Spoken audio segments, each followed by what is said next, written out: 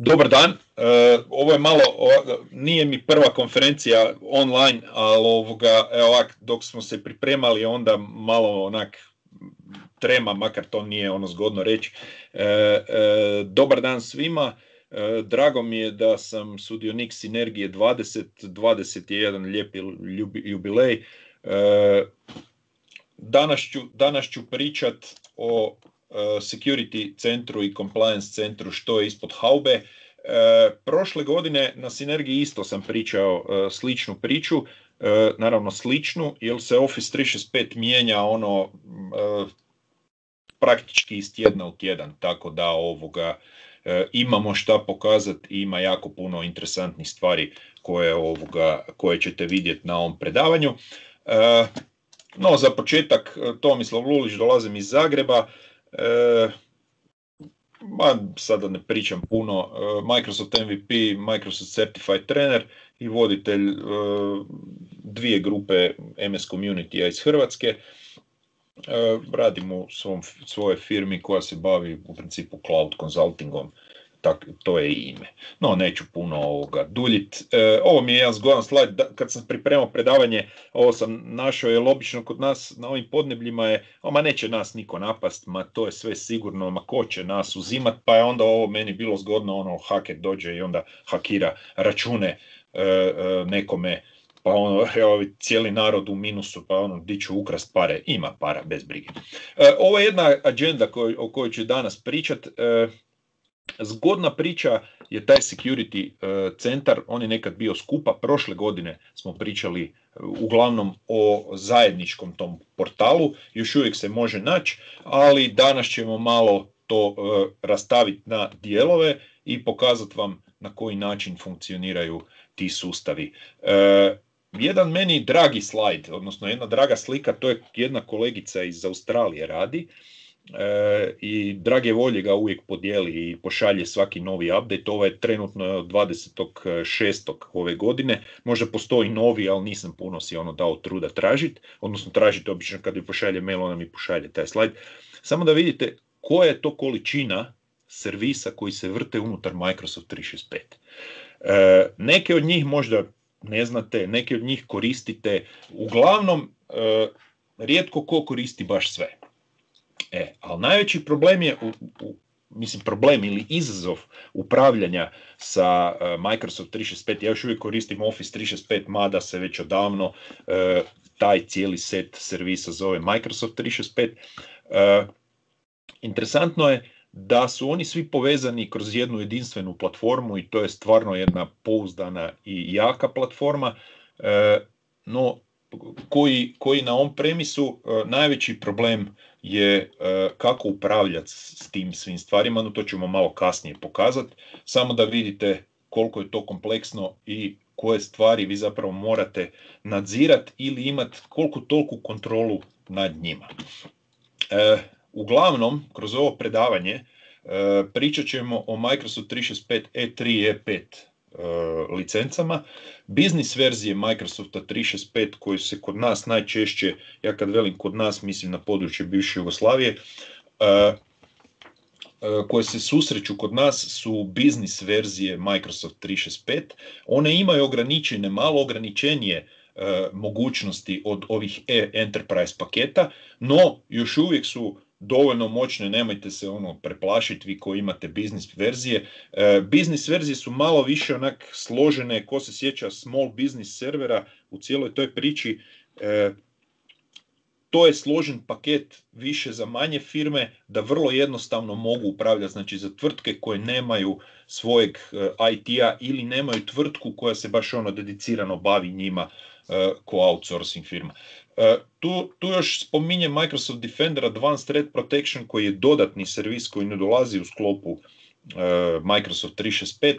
Tu ga samo spominjem, neću ga kasnije spominjati, samo da vidite na koji način možete osnažiti svoje okruženje ako radite sa Officeom 365. I sad par teoretskih priča, znači sigurnost, uskladivost, security, compliance.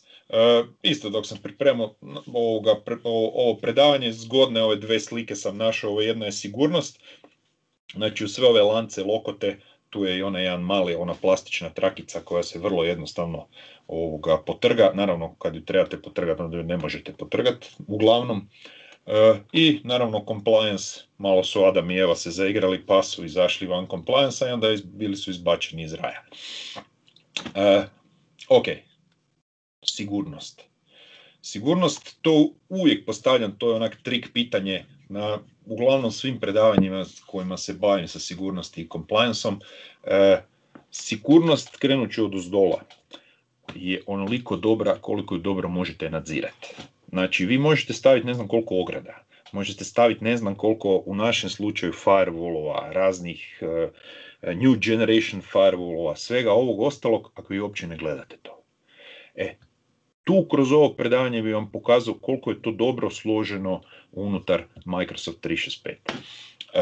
Znači, sigurnost se provodi uglavnom da bi zaštitili neku svoju imovinu.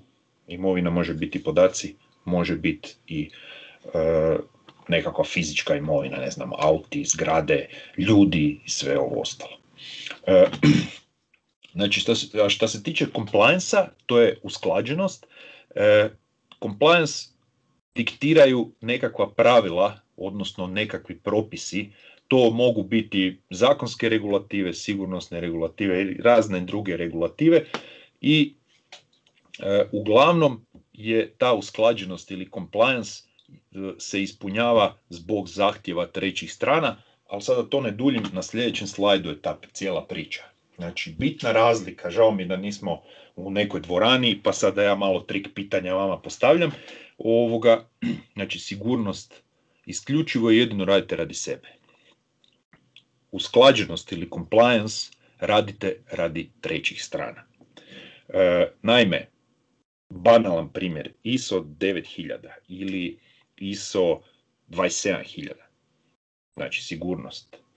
Vi, da vas neka treća strana ne tjera da to imate, da li je to nekakav konkurs za, ne znam, apliciranje za nekakve natječaje javne, da li to, ne znam, suradnja sa nekom tvrtkom koja proizvodi hranu, a vi morate skladištiti tu hranu u svojim skladištima, tu sad postoji hrpa drugih nekakvih standarda ili compliance-a, vi to ne bi nikad napravili da vam ta tvrtka kaže mi nećemo raditi s vama ako vi nemate sve te certifikate, ISO standarde, evo ovaj PCI DSS koji se zadnji spominje na ovom slajdu, to su nekakvi standardi kartičnih kuća za poslovanje. Znači, tvrtke koje rade s kartičnim kućama moraju zadovoljavati PCI DSS standarde.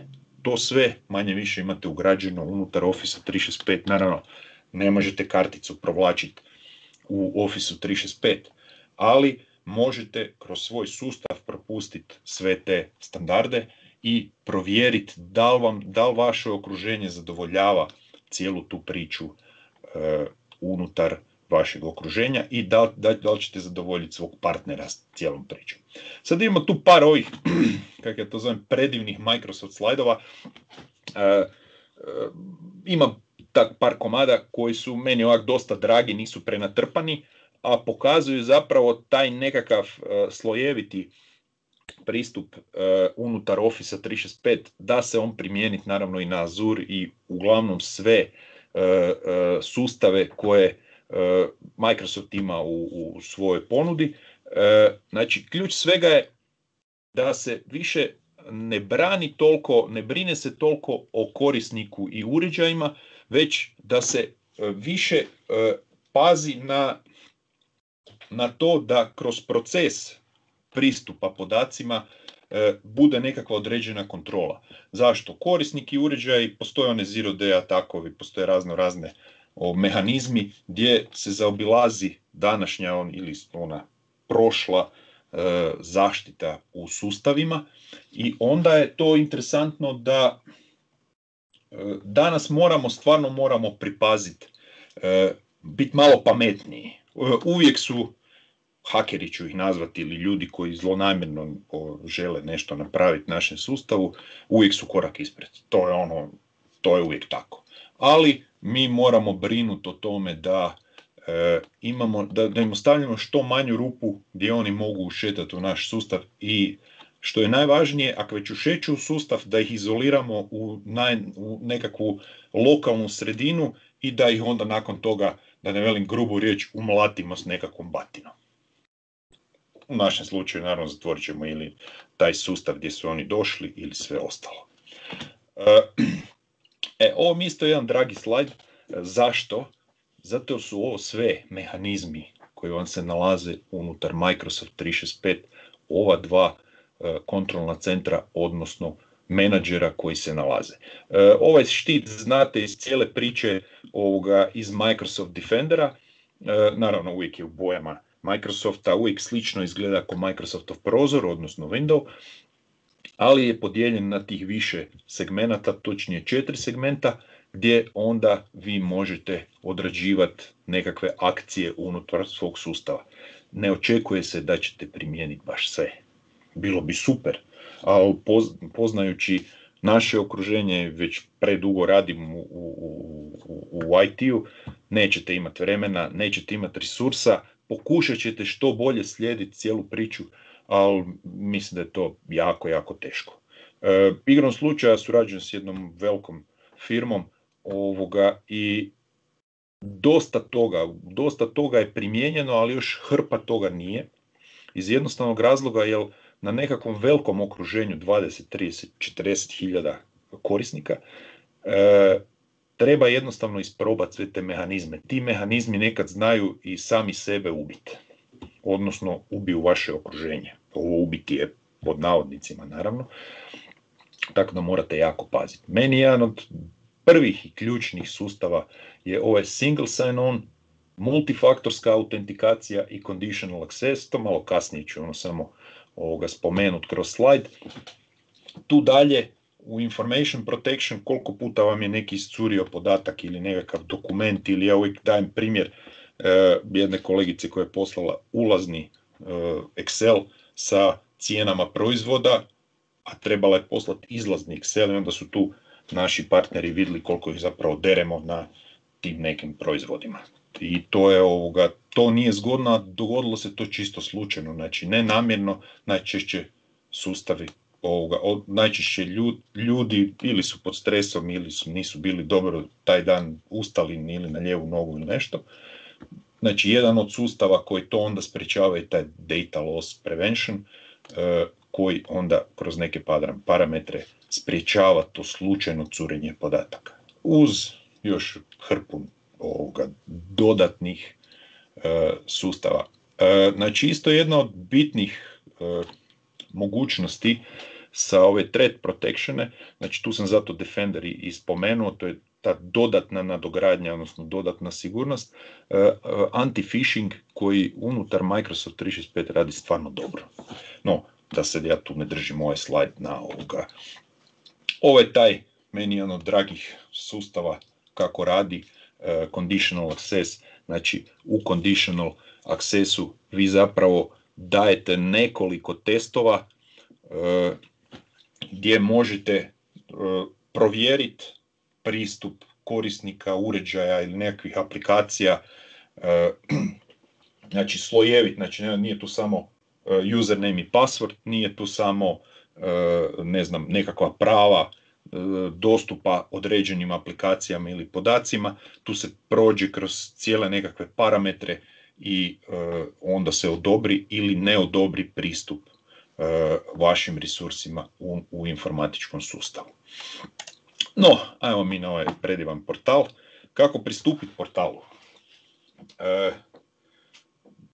Dve su adrese, security.microsoft.com i compliance.microsoft.com. Naravno, ne moram napominjati da se morate ulogirati u svoj Microsoft 365 i onda ukucati ove adrese.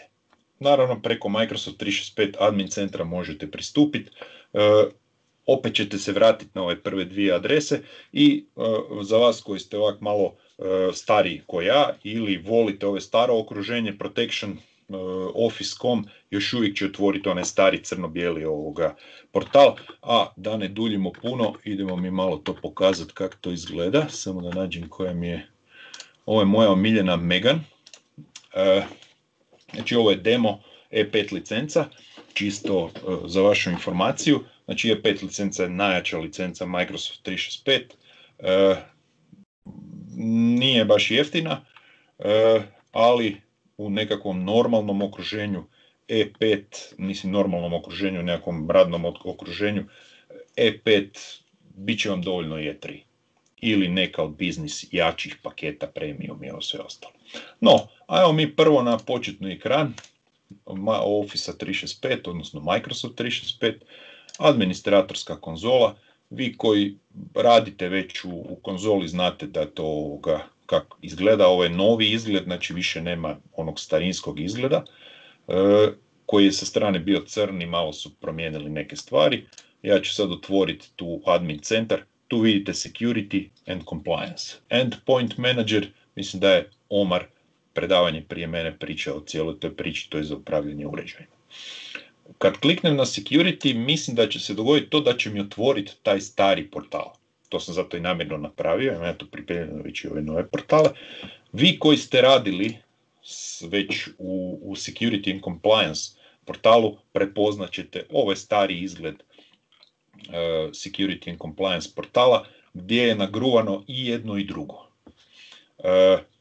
Treba će mi tu radi threat managementa, čisto da vam pokažem. Vratit ću se natrag na, znači, samo da vidimo, tu imamo, ok, otvorit ću novi prozor, otići ću na security portal, kako on izgleda novi. Malo je kozmetički složen. Navigacija klasična sa lijeve strane i ovi tajlovi, odnosno sličice gdje vidite hrpu informacija. Zgodna stvar je, to se sad zovu kardovi, u prošlim verzijama se zvalo, mislim, tajlovi ili nekak malo drugačije, ali ok, zovimo to za sad tajlovi. Svi su mi već ispucani, tako da nemam tu nijedan zadat. Ja eventualno mogu ugasiti jedan od njih. Vi si možete slagati jednostavno te tajlove, ja ću sad tu malo pogasiti tih stvari, čisto da vam demonstriram. Kad otvorim kard, evo ovo vam je jedna navigacija s tim kardovima. Složite si kako god želite tu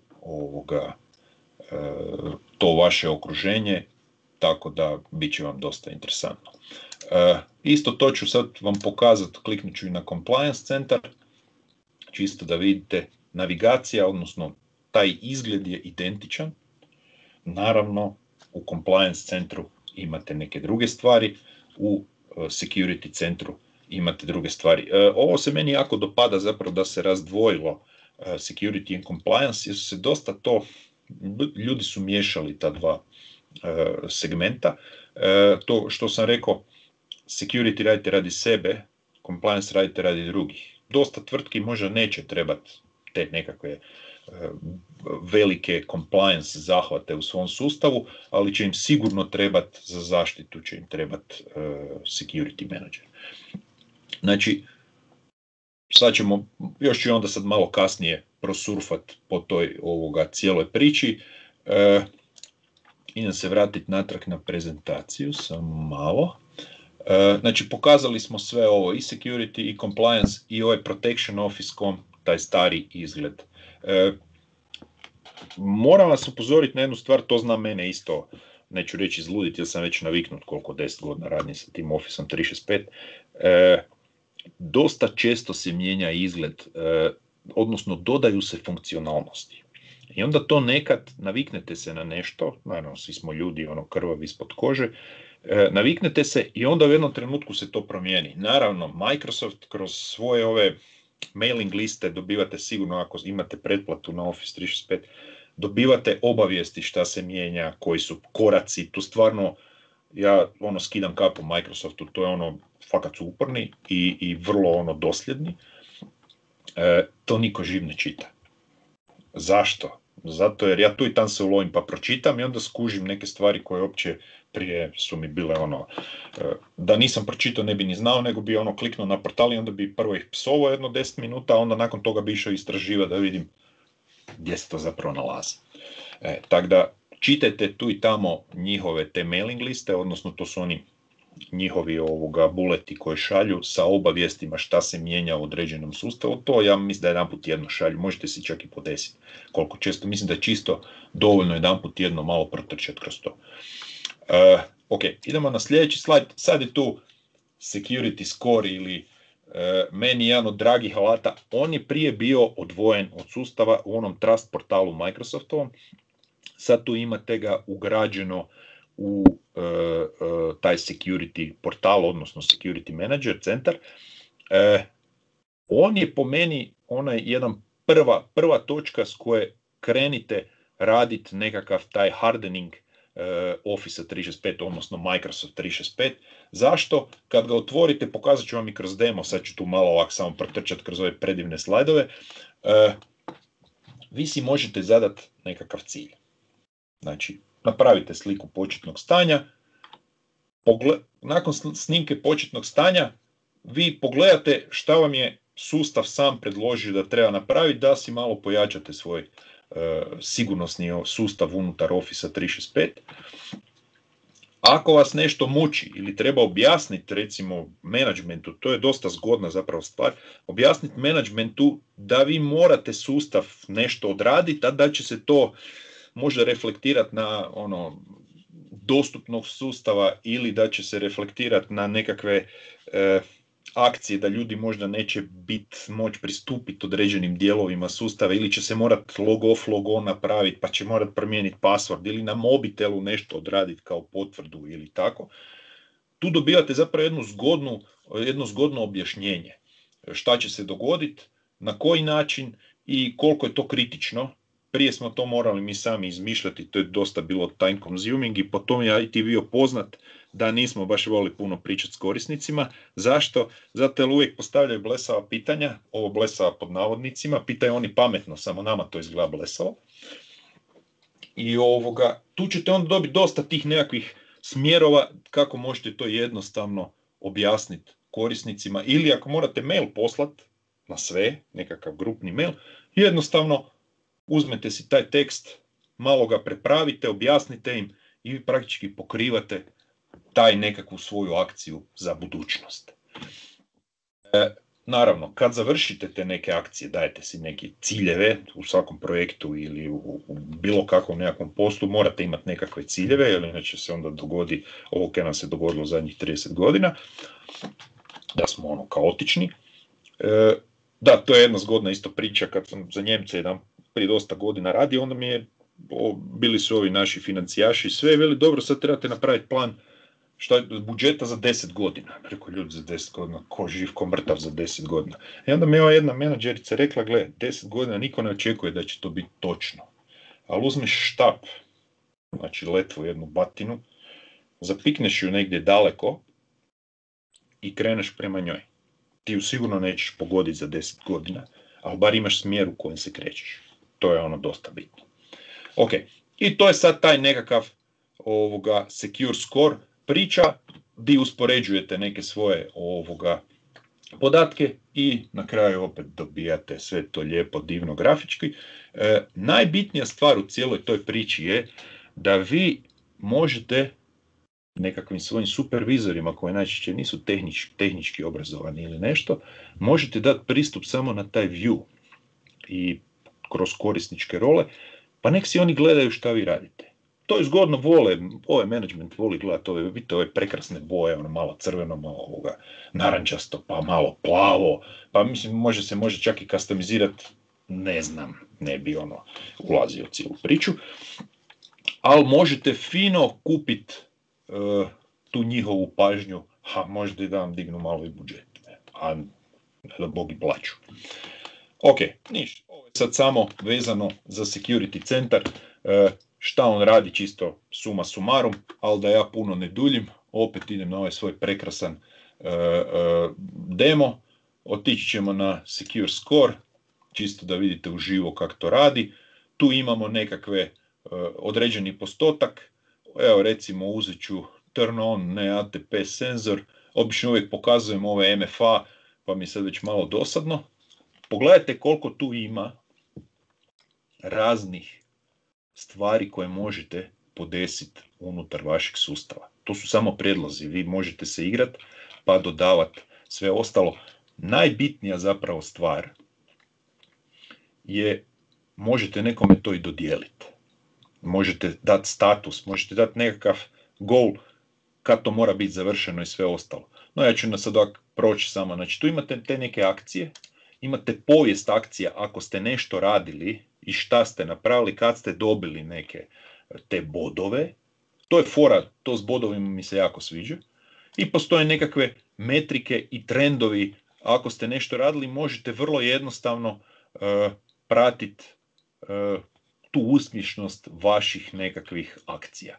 Ja ću se vratiti na ovaj improvement action, opet ću otići na ovo što ja obično pokazujem, na MFA. O ovom sam vam pričao. Znači vi tu imate objašnjenje šta će se događati, objašnjenje kako da to odradite, ko, šta, kako, koji akaunti to moraju imati i šta dalje, mijenjanje statusa, da li je planirano, da li prihvaćate rizik. I tu onda kad stavite prihvaćate rizik, ja tu sad ću bez veze natipkat,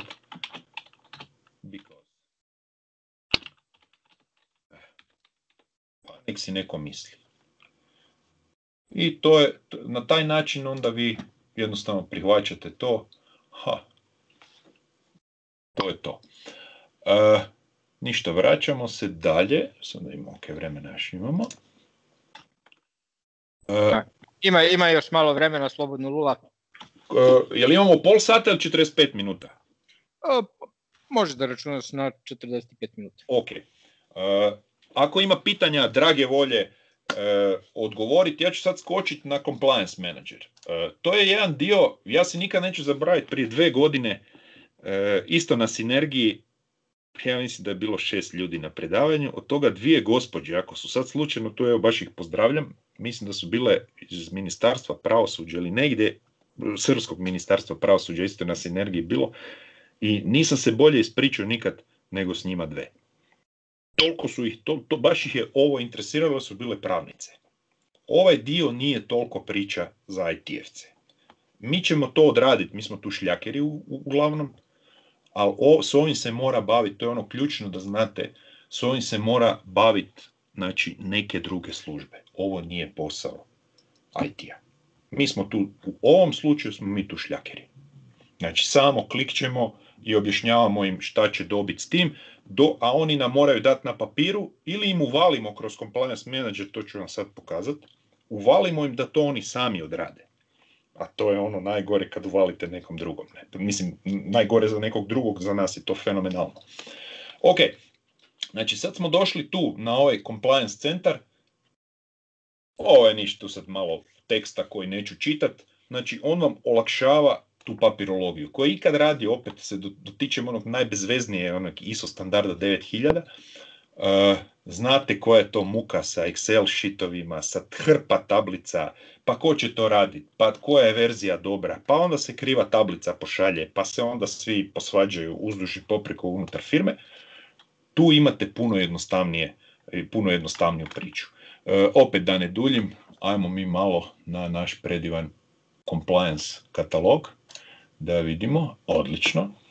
Znači, tu je sad opet compliance score, koji će vam olakšati neke stvari da odradite, a drugo, ovo me uvijek zbunjuje, to more resources i show all, uvijek morate kliknuti da se ovo sve iskastomizirati, ćemo ubiti, da se iskastomizira, da vam otvara stvari koje su vam najbitnije, naravno, tu možete si customize navigation, pa si poklikati šta vam je tu interesantno, znači recimo iDiscovery, data loss, katalog, policies mi uopće nisu interesantni i sljedeći put će vam on to odraditi na taj način. Znači, tu unutar compliance-a ja uvijek se obično zapiknem za data loss prevention, to je to slučajno slanje nekakvih podataka prema van. Te stvari i način na koji ćete vi filtrirati podatke koji se nalaze u vašem okruženju, to neko drugi mora propisati. Tu postoji isto tako, znači, i information protection sustav koji onda kreira te labele Znači, labeli su vam zapravo klasifikacija. Ko je bio u vojsci zna, ima ono strogo povjerljivo, nemam pojma, javno. Ove stvari neko mora definirati, a mi ćemo ih samo odraditi. Nemojte se petljati u to. Mislim, vi IT-evci koji dolazite iz IT svijeta, osim ako niste na jako visokoj poziciji, s ovim se nemojte igrati. Jer jednostavno to nije za nas. Znači, to je ta information protection. Znači, šta još tu zgodno ima od cijele te priče u compliance centru, po meni, to kad vam cijelo vrijeme baš volim spominjati, je ti razni izvještaji. Znači, reporti, sad ja ne znam koliko ja tu imam podataka unutar ovog svog dema, ali mislim, samo sekundu, da li imam tu otvoreno onaj svoj portal koji je moj živi portal, samo malo, da vidimo da li je. Ovo je moj živi tenant. Znači, i sad ja recimo tu odem na compliance i odem na nekakve reporte da vidimo šta će on meni reći. Znači, tu ja dobijam mailove i sve ostalo. Znači, tu imam recimo, evo, retention. Retention vam je zadržavanje, to pravnici dosta znaju. Koliko dugo treba zadržati neke podatke ili koliko dugo nakon zadržavanja se oni brišu. Znači, tu sad postoji Exchange, postoji SharePoint, OneDrive, tu možete onda vidjeti dosta tih informacija za zadržavanje. Opet napominjem, to nemojte sami određivati, nek vam to neko kaže. Tu neke stvari sam ja definirao na svome radi GDPR-a da imam kad baratam s tuđim podacima i sve, tu se mogu onda definirati vaše stvari, neke ovi Windows, to je bilo neko valjda demo, label policy, kako rade ti labeli, ovo je više da vam plastično pokažem koliko je to zapravo dobro složeno i vrlo jednostavno dolazite do nekakvih informacija kroz sve te reporte. Naravno, ako dolazi do bilo kakvog proboja sustava ili imate problema, vi ćete dobivati alerte. Ali za alerte ću vam reći još jedan sustav koji nisam spomenuo na početku, je Cloud App Security, koji je integriran sa svim tim pričama, pa ću ja skočiti na ovaj prethodni. I sad samo da ja njega nađem, tu je, evo ga. Znači, on skuplja informacije sa svih strana unutar Office 365 i ne samo radi toga, znači vi imate Cloud Discovery gdje možete spojiti neki od svojih firewallova, ne neki, uglavnom svi brendirani, znači svi vendori koji vrijede nešto na ovom svijetu, čak evo Microsoft Forefront, Threat Manager, nikad ne prežaljeni TMG, možete ga koristiti. I njihove logove spojiti, zadnjih 30 dana dobivate, from last, malo su dignuli, ok, evo ovo nisam znao, to se svako malo mijenja. Znači tu možete dobivati hrpu informacija o vašem sustavu. Evo ovo je nekakav primjer, imam taj jedan open alert, activity from infrequent country, Megan, moja omiljena, je radila neke gadarije po Kini i tu kad kliknete na cijelu priču, vi ćete dobiti sve žive informacije o tome. Sve ovo vam se veže i compliance, i security centar, i ovo je jedna recimo centralna točka koju možete koristiti također unutar tih menadžera za sigurnost.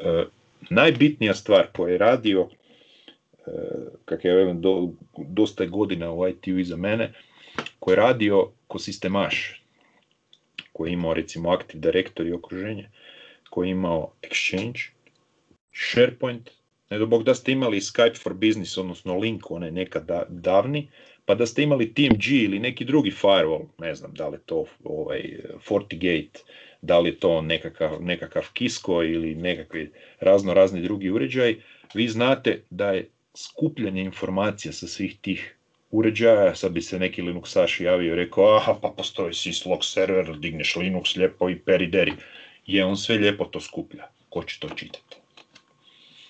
tu imate samo trendove poremećaja vašeg sustava. I to je najzgodnija stvar. Ista priča, evo sad se vraćam, ne na taj, nego na ovaj. To je, da vidimo, to je security, ok. Tu isto tako, kad gledate, sad sam otišao na Microsoft Security portal, isto tako, ovo je dosta uprošteno, znači ne morate ići na Cloud App Security, dosta uprošteno, ali vrlo jednostavno da si vi pogledate da li imate neki problem tu i imate akcije kako da to odradite. I još jedna stvar, evo sad ovaj primjer, to je meni uvijek ono bolna točka, ovo je demo pa mi onda nije toliko bolna točka. Kod svih korisnika koje poznam, ne vole koristiti multifaktorsku autentikaciju. I tu ćete dobivati taj alert da global admini, da bilo koji admini moraju imati pristup s multifaktorskom autentikacijom, jer praktički vi izlažete sustav ako oni imaju svoje neštićene pasvorde. Sad je bio nedavno, baš sam čitao jučer, prekjučer, veliki breach, dosta podataka iscurilo sa raznih servisa, konkretno baš i Carnet bio reflektiran, odnosno naš DNS hrvatski je poslao, mislim da je 80.000 raznih domena hrvatskih je bilo probijeno i sad se istražuje da se vidi koji su podaci procurili. Sve je to razlog da morate paziti. Još jedna stvar, to je za kraj, nema tu puno user role i permisije. Najbitnija stvar, global admin nije security i compliance admin. Znači, kad ste global admin, vi nemate prava za security i compliance preglede i zato samo ako ste global admin nećete to moći napraviti, ali nemojte korisnicima, nemojte si stavljati sva prava, evo kak sam ja tu napravio, evo s ovim, ovo je zadnje. Sad ću ja otići tu na Office 365, na usera, opet moja famozna Megan, samo da ju nađem. Znači, ovo nemojte napraviti. Evo upravo ovo što sam ja napravio. Compliance admin, global admin, security admin. Imajte bar 3 korisnika da su odvojeni. Sve ovo ostalo, znači po kategorijama, ja ću sad samo spustiti, preskočit ću sve ove servise druge. Pokazat ću vam security i compliance admin. Dajte si, razdvojite si ovu priču. Imate čak i vieweve, ovo je dosta jednostavno. Kad baratate, dodajte korisnicima, evo ovako, odemo na samo ovo je security, tu imate permission, znači u security-u uglavnom baratate putem Azure AD-a, sad ću vam otvoriti ovu priču. Kod compliance-a isto tako imate permission i tu vam pokaže broj korisnika, koji su to korisnici i dajte razdvojite te sve stvari. Nemojte jednom korisniku da može sve, jer to nije nikako dobro. Ovo je, računajte, tu imate SharePoint, Exchange, Active Directory, Teamsi, boga vraga unutar ovog sustava, razdvojite si te funkcije. Dosadno je to, morate se logirati, morate se odlogirati, ali pazite na to. Evo, ovo je sad, nemamo baš puno više vremena, jedan presjek i da vidite na koji način vi možete upravljati sa Microsoft 365 koji je velim izuzetno moćan, ali s druge strane izuzetno opasan ako ga ne kontrolirate. Tako da, dio compliance ostavite nekoj trećoj osobi, vi samo klikčite ono što vam kažu, security uz naravno CIOTA ili šefa informatike i možda određeno dio pravne službe, to baratete na ta dva načina. Znači, to je moj savjet, ono čisto iz prakse. Šta dalje? Ovo su samo neki opisi tih osnovnih prava. U Azuru vi imate, ako se bacite na Azure, evo budem sad kliknuo ovoga, u Azuru, u Active Directory-u, kad odete na role i administratore, ako vam se da čitat, ima ih, nađu se. Compliance tu nema baš neku veliku, ima ih 5-6, zapravo dosta vieweva ima, tako da pazite na to i to pogledajte. Ne mogu vjerovati da sam na vrijeme završio. Pa sad, da li si na vreme ili ne, to ćemo vidjeti, ali... Jel ima kakvih pitanja? Ja nisam nažalost čitao bilo bi mi drago. Evo, ima jedna napomena, javio se jedan gospodin koji je bio na tvom predavanju na Sinergiji kada si pomenuo, koji si pomenuo prethodno, i ima jedno pitanje, koliko možemo ove alate da koristimo tokom security audita? Prvo ću na ovo drugo odgovoriti.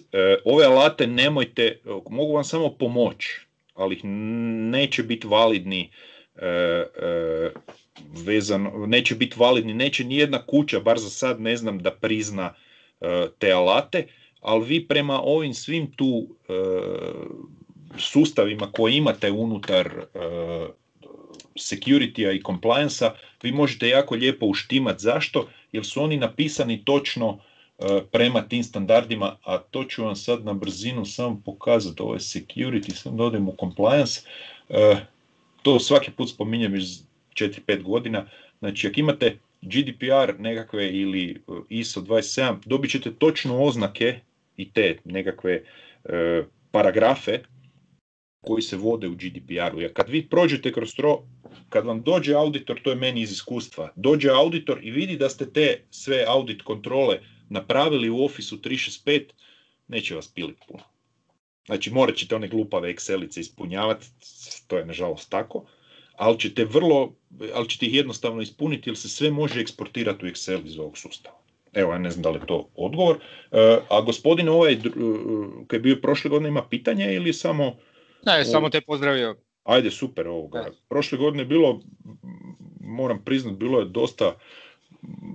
je dosta ljudi, bilo je jako interesantno, ali velim, prije 2 godine, one 2 gospođe su bile to mi je jedno od najboljih predavanja ikad. Jer su toliko se uživjeli, ovi ostalih 5-6 ljudi koji je došlo s velikim upitnikom nad glavom, a mi pričamo ko da smo brat i sestra. Evo, imamo još jedno pitanje, Lolo. Kaže, da li Microsoft 365 Compliance nadzire sam sebe? Da, to se ovako. Ja ću sad Compliance Manager otvoriti. Nadzire sam sebe, znači postoje 2 mehanizma kod compliance-a. Pošto mi koristimo Microsoft dio, Microsoft će dati svoj dio koji oni nadziru, znači sami rade svoje nekakve analize i daju potvrdu da su oni to stvarno odradili i daje, to se samo malo to se tu vidi, to se bolje vidi na ovom starom portalu, samo malo Trust portal, Microsoft, to se bolje razlučili, to je Microsoft puno bolje to napravi, mislim puno bolje, opet naviknuo sam se na to davnih godina i sad na ovom novom uvijek kukam da mi nije. Znači postoji, uzet ćemo GDPR, ja se uvijek za njega zakvačim. Znači postoji Microsoft Manage kontrole, znači on tu sami sebe kontroliraju, to su te assessed sa opisanim radnjama koje su oni odradili, plus ovi artikli koji se nalaze unutar GDPR-a jer su oni pružatelji usluga. To je jedno, a druga kontrola, drugi mehanizam je Customer Manage Control koji uglavnom vidite da je sve nula, naravno na ovom demo nisam se baš previše ubio od ovoga. To su mehanizmi koje onda vi morate podesiti i pogledati. Auditori vam ovo neće naravno priznat, časna pionirska, ne. Ali ćete dobiti točno po ovim oznakama, ovo 7.2.3.7.3.1, vi ćete one Excelice koje njih morate ispunjavati, prema tome ćete već imati kontrole i moći ćete provjeriti da li ste to stvarno proveli. Ili će vam jednostavno olakšati. Sve to možete eksportirati, to je ono najbitnije. Sada možete ubiti export to Excel. To kad eksportirate u Excel dobit ćete praktično jednu ogromnu tabličurinu sa svim tim mehanizmama koji ćete opet dobiti slično i od ovih revizora. Evo samo da vam prebacim ovu Excelicu. Evo to ovako. Samo malo da prebacim to tu. To vam ovako izgleda. Znači toga ima tone. Sad to je ovak na brzinu pokazano. Evo, ima još koje pitanje? Nema više. Hvala puno. Puno vam hvala. Ovo prezentacija, ja mislim da će biti data negdje. Tu imate linkove sa nekakvim materijalima koje sam koristio, plus hrpa videa i treninga. Pogledajte si, vrijedi svaku paru. Potrošit ćete dosta vremena, ali vrijedi. Hvala puno, Lula. Ja pozivam posjetioce da učestvuju u anketi. Lula, naravno, ukoliko bude bilo neki dodatni pitanje, mi ćemo biti slobodni da te kontaktiramo i offline. Da, naravno. Kafana virtualna poslije, ne? Da. Svima nam je žao što je ovako remote, ali bar mi imamo jednu lepu proslavu rođendana ovako remote urađenu.